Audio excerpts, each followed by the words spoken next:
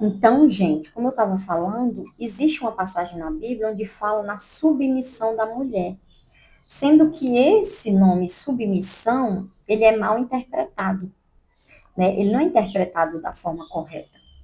Submissa não quer dizer que a mulher tem que andar de quatro, como eu vi um exemplo de um país africano esses dias, uma pessoa falando que as mulheres recebiam marido de quatro, que eu assim não acreditei, só acreditei porque a pessoa disse que viu, presenciou. E não quer dizer isso, né? Então, infelizmente, o homem ele interpreta as coisas como convém a ele, né? E por muito tempo eu concordo que a igreja usou esse argumento, né? Que essa palavra foi distorcida, mas se o cristão ele lê a Bíblia, ele vai entender que não é esse sentido, né? Porque lá na Bíblia também está bem claro que o homem, o marido, ele tem que morrer pela esposa, assim como Jesus morreu pela igreja, né? Então, em nenhum momento a Bíblia ela apoia agressão ou violência ou qualquer outra coisa contra a mulher, certo? Então, essa é a preocupação das pessoas que não quiseram aprovar a lei da misoginia. A preocupação de que haja interpretações equivocadas e pessoas que não são criminosas sejam enquadradas como criminosas, né? Eu sei que essa é uma discussão bem ampla, né? E ainda falta, não está concluída ainda, o Senado aprovou e foi para a Câmara dos Deputados. Vamos ver como vai ficar, né?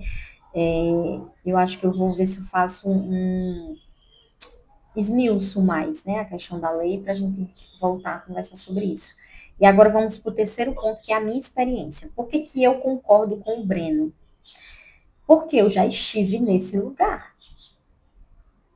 Eu já fui a pessoa que achava que meu corpo, minhas regras, que quanto mais pessoas eu tiver, melhor, quanto mais eu brincar, melhor. A pessoa de que não queria compromisso com ninguém, a pessoa que disse que não ia casar, a pessoa que disse que a mulher tinha que ter o mesmo direito do homem. Só que quando eu dizia isso, eu estava me referindo a que situação? Eu estava me referindo a poder ficar com qualquer pessoa, poder fazer o que eu quisesse e não ser taxada de, por exemplo, galinha, safada, alguma coisa desse tipo, né? Então era essa mentalidade que eu tinha, né? Isso foi construído com base em quê, gente? Primeiro, construído com base numa casa totalmente desestruturada, onde eu escutava isso quando criança. Não case, casamento não é bom, casamento não presta, não case. E eu via que não era bom. Eu via. Só que aquilo era o meu mundo, o meu mundinho ali, né? E os homens do mundo inteiro não são o meu pai, né? Então o Breno ele vem ajudando nesse sentido de tirar essa venda dos olhos, né? Inclusive, se você fizer terapia, se você fizer qualquer coisa nesse sentido, né, um acompanhamento psicológico, uma das coisas que todos os profissionais concordam é isso. A sua experiência isolada não significa que todos sejam daquele jeito, né?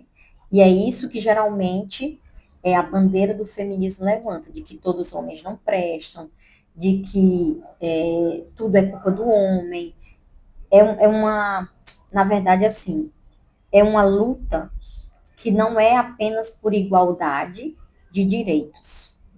Acabou sendo um discurso de ódio aos homens. Essa é a realidade, né? Sendo que existem homens bons, né? E o fato de eu ter tido uma experiência ruim não quer dizer que todos os homens não prestam. Mesmo jeito do homem e da mulher, né? Então, eu vejo o canal dele realmente como algo muito útil para as mulheres que querem sair desse lugar de ficar todo dia com uma pessoa diferente e querem entrar num relacionamento sério. Isso não quer dizer que elas vão mudar a personalidade delas. O que ele faz é mostrar as ciladas, né? Ele mostra que tipo de homem você tem que fugir, por exemplo, né? Se você se der o trabalho de ver pelo menos 10 vídeos dele, você vai ver que só tem esse tipo de conteúdo, né? Ele não está impondo. E eu vejo exatamente o contrário do outro lado, né? O discurso é igualdade, o discurso é toda mulher tem direito de ser o que ela quiser, mas eu vejo comumente, que agora eu sigo, né, mais o público cristão, então eu vejo muitas cristãs sendo atacadas exatamente por mostrarem a realidade da vida delas. Aquelas que escolheram, ao invés de ir para o mercado de trabalho, ter uma carreira, escolheram cuidar dos seus filhos, cuidar da sua casa, são extremamente atacadas, né? Então, nesse ponto, eu vejo que é um discurso falso, né? Eles vendem uma coisa, mas embalam e entregam outra. E eu, graças a Deus, eu acordei disso, né? Eu acordei desse discurso. O que, na verdade, o que eu achava que era independência, que eu achava que era liberdade, na verdade era uma prisão, né? Como eu falei lá no vídeo. Eu não dependo de homem para nada, mas eu tinha que estar com um homem direto. Se eu não tivesse com um homem, eu não estava bem. Eu tinha que ir caçar. Tinha que estar com alguém para suprir uma carência, um buraco, um vazio. Né? Então é essa mulher que ele alcança, né? A mulher que acha que está tudo bem, que é desse jeito mesmo, como a Anitta, né? Que diz que está tudo bem, mas pelo documentário a gente viu que não está tudo bem, não é o público dele. E isso, ele falar, ele trazer esse conteúdo, esse assunto é um crime? Onde é que está o crime? Talvez, né, se a Anitta se sentisse dolorida com isso, ela poderia entrar com um processo, sei lá, injúria, difamação, alguma coisa nesse sentido. Já existe lei para isso, gente.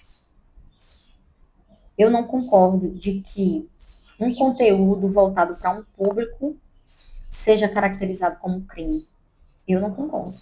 Se for assim, então eu acho que deveria ser o discurso de ódio geral ao ser humano, porque existe. Existe. Existe esse discurso, inclusive escrito em livros, né, de exterminar a raça masculina. Isso é humanidade? Isso é direito? Isso é cidadania? Não vejo. Então, vamos continuar essa conversa, porque ainda faltam muitas camadas e muitas mais camadas. Qual é a sua opinião? O que você acha?